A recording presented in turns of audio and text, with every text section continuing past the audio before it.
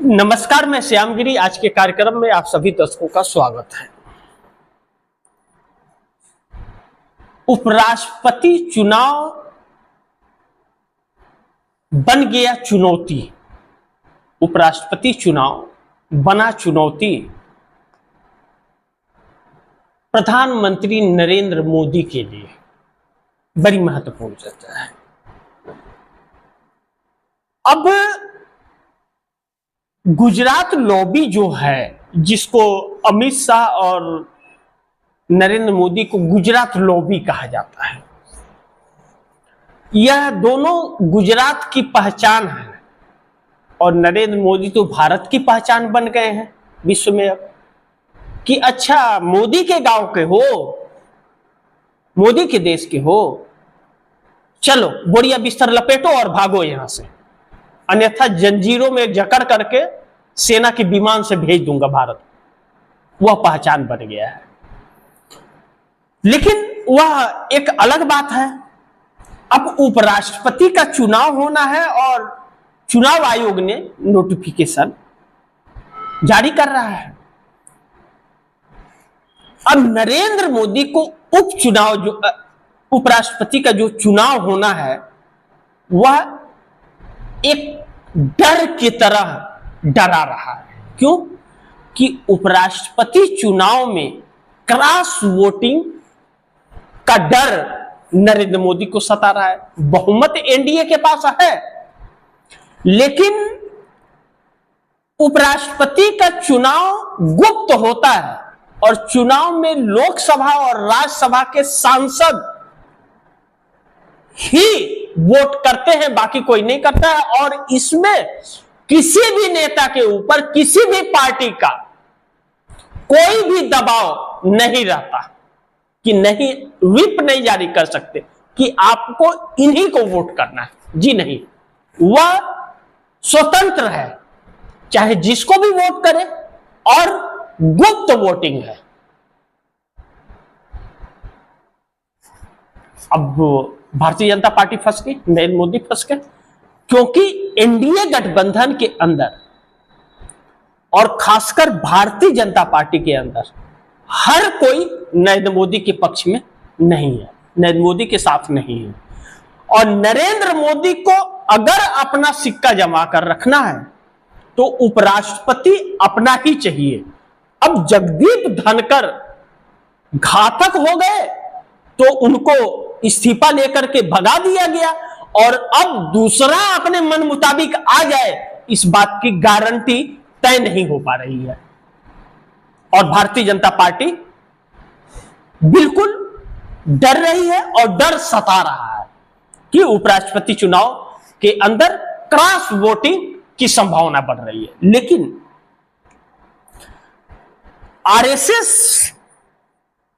RSS से संबंध रखने वाले सांसद ही क्रॉस वोटिंग कर सकते हैं, मोदी को कमजोर कर सकते हैं। अगर मोदी आरएसएस के मुताबिक उपराष्ट्रपति का प्रत्याशी नहीं हुआ तो क्या मैंने कहा? मैंने कहा आरएसएस से संबंध रखने वाले सांसद क्रॉस वोटिंग कर सकते हैं, मोदी को कमजोर कर सकते हैं।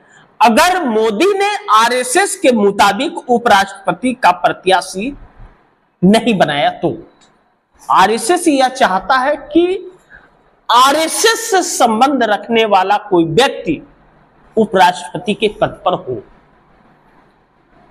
और नरेंद्र मोदी, अमित शाह यह चाहते हैं कि जिसे वह चाहते हैं, जो उनके कहने पर दुम हिलाए, वह प्रत्याशी हो,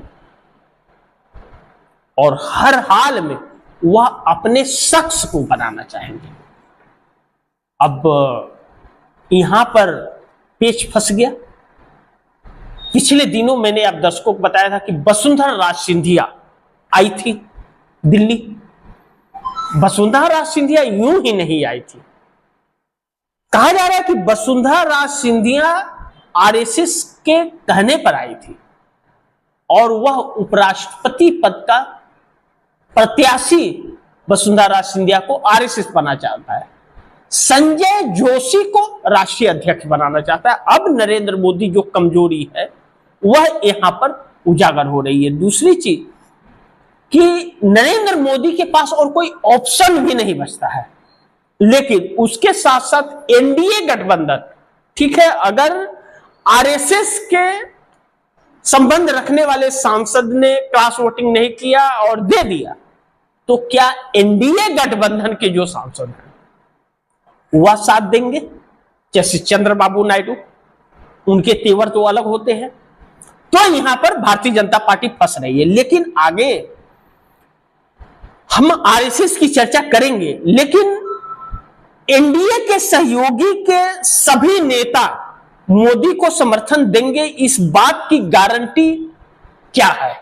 कोई गारंटी मोदी को नहीं है कि मोदी इस बात पर विचार कर रहे हैं कि एनडीए गठबंधन के सभी नेता मोदी को समर्थन देंगे, इस बात की गारंटी नहीं है। क्यों? कि एनडीए गठबंधन की, एनडीए पार्लियामेंट्री की जो बैठक हुई दिल्ली के अंदर, वह बैठक उस डर को उजागर कर रही है कि नरेंद्र मोदी ताकत दिखाना चाहते थे।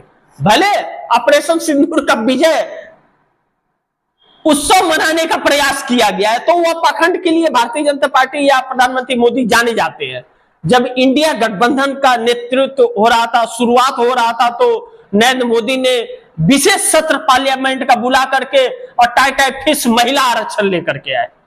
क्या हुआ महिला आरक्षण का? कुछ पता चला? वैसे ही उन्होंने आज बैठक करके, एनडीए का पार्लियामेंट्री की बैठक करके टाटा फिश अपने को माला वाला पहनवा करके जय जयकार करवा करके और गायब हो गए। वह डर था उन्हें बुलाने का, इसलिए कि राहुल गांधी जो चुनाव आयोग के खिलाफ सबूत पेश करने वाले थे, उसका खौफ था कि नरेंद्र मोदी एनडीए को एकजुट दिखाना चाहते थे, हेडिंग बनाना चाहते थे। लेकिन कहते हैं ना, हाथी आई हवा हवाई हो गई, वही वाला हाल रहा। तो अब इस वक्त नरेंद्र मोदी को समर्थन देंगे सभी, इस बात की शंका है उन्हें और गारंटी नहीं नजर आ रही है। लेकिन चंद्रबाबू नायडू कई मुद्दों पर मोदी से अपना रुख अलग रखते हैं। चंद्रबाबू नायडू कई मुद्दों पर अपना रुख मोदी से अलग रखते हैं। उपराष्ट्रपति के लिए समर्थन देंगे अपने सांसद, लोकसभा सांसद और राज्यसभा सांसदों का नरेंद्र मोदी को, इस बात की गारंटी नहीं है। अगर वह भी व्हिप जारी नहीं कर सकते। अगर चंद्रबाबू नायडू ने कह दिया कि इंडिया गठबंधन के कैंडिडेट को देना है, जो कि संभव है क्योंकि चंद्रबाबू नायडू का संपर्क सबसे है और चंद्रबाबू नायडू भी अब नरेंद्र मोदी से अलग होने के रास्ते तलाश रहे हैं आज या कल, तो उपराष्ट्रपति नरेंद्र मोदी के मन मुताबिक हो, चंद्रबाबू नायडू भी ऐसा कभी नहीं चाहेंगे। तो वह अपने सांसद विधायकों को कह सकते हैं कि इंडिया गठबंधन के प्रत्याशी को वोट करना है या क्रॉस वोटिंग कर देना है। ऐसे में नरेंद्र मोदी का सारा खेल खराब हो जाएगा। और अगर ऐसा हुआ और यह संभव हुआ तो नरेंद्र मोदी के लिए बहुत मुश्किलें पैदा हो जाएंगी। एक मोदी सरकार को बहुमत साबित करने वाली परिस्थिति उत्पन्न हो जाएगी, जो मानसून सत्र के बाद नवंबर महीने में जो सेशन होगा वह नरेंद्र मोदी की सरकार में होगा या इंडिया गठबंधन की सरकार में होगा, इस बात की गारंटी कोई नहीं दे सकता। नरेंद्र मोदी बहुत बुरी तरह से फंस गया और नवंबर महीने में रिजल्ट बिहार का भी आ जाएगा। तो ऐसे में नरेंद्र मोदी बहुत बुरी तरह से यहां फंस रहे हैं, क्योंकि चंद्रबाबू नायडू ज्यादा काम खराब करते हुए नजर आ रहे हैं। और इसी बीच जैसा कि मैंने आरएसएस का जिक्र आप दर्शकों से किया कि आरएसएस से के मन मुताबिक अगर प्रत्याशी नहीं बनाए,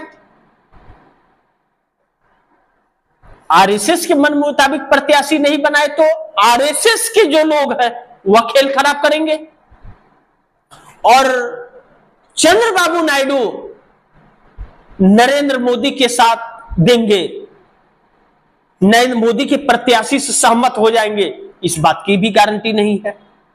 अब एक ऐसी परिस्थिति में नरेंद्र मोदी फंस गए हैं कि उपराष्ट्रपति जगदीप धनखड़ के इस्तीफे के बाद जैसे नरेंद्र मोदी सरकार की उल्टी गिनती शुरू हो गई है। क्योंकि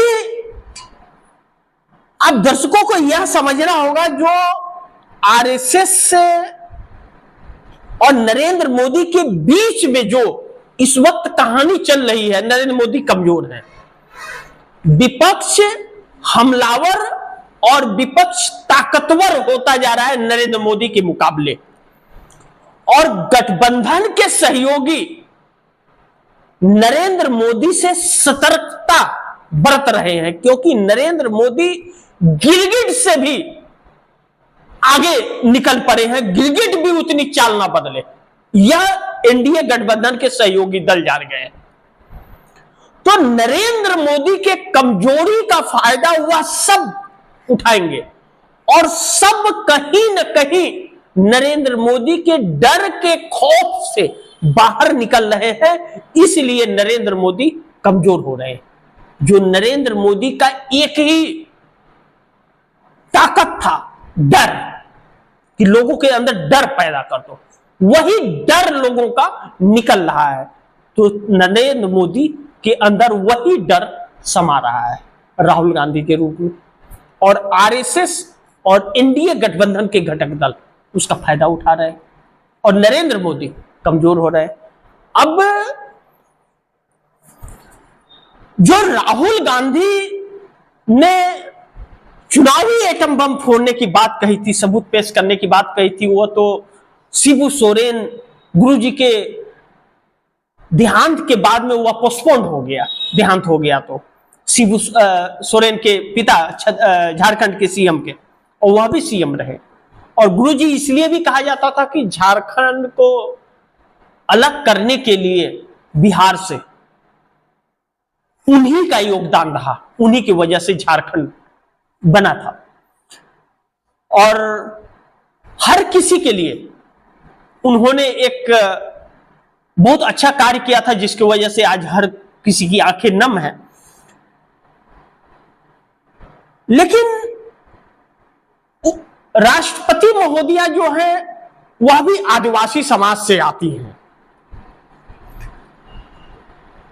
लेकिन इस वक्त महत्वपूर्ण यह है कि राष्ट्रपति से जो प्रधानमंत्री मोदी और अमित शाह जाकर के मिले, वह एक संयोग नहीं है, एक संयोग नहीं हो सकता।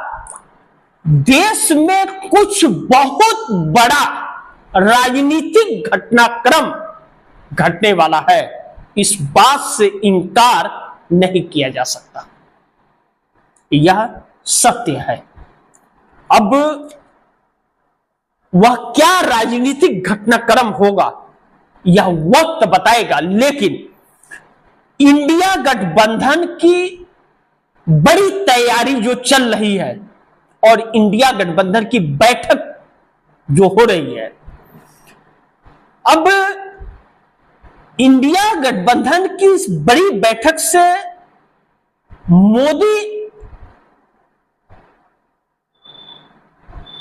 इंडिया गठबंधन के अंदर जो बैठक होगी सर्वसम्मति से प्रत्याशी खड़ा करने पर भी विचार हो रहा है उपराष्ट्रपति के लिए। इंडिया गठबंधन के अंदर सर्वसम्मति से बैठक के अंदर उपराष्ट्रपति का चेहरा भी तैयार होगा, और दूसरी चीज,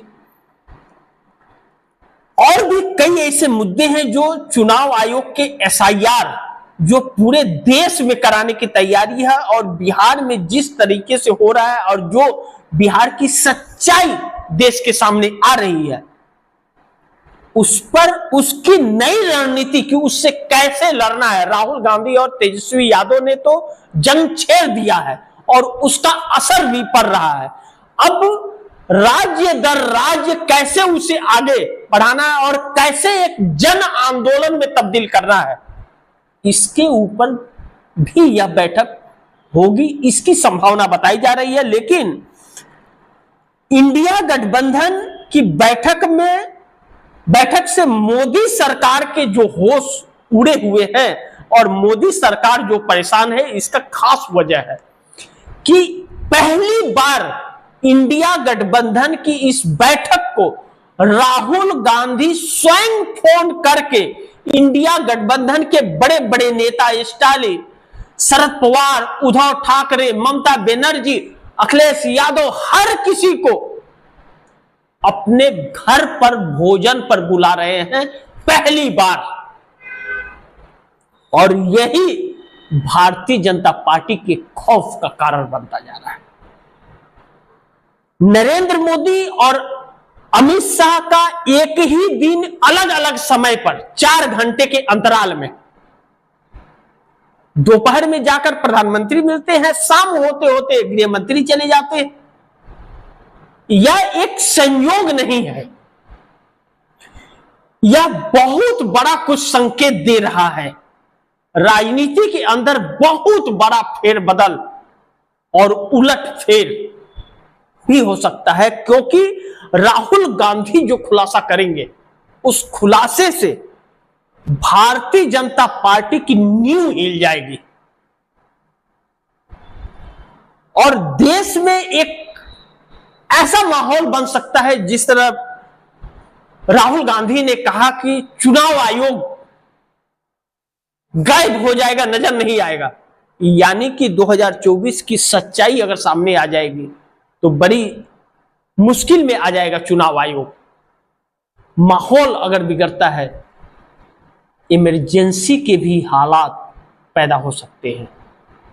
राष्ट्रपति से मिलना इस तरफ भी कुछ संदेश दे रहा है और राज्यसभा के अंदर CISF को उतार देना राज्यसभा के अंदर, यह भी एक बड़ी घटना का संकेत इस देश को दे रहा है।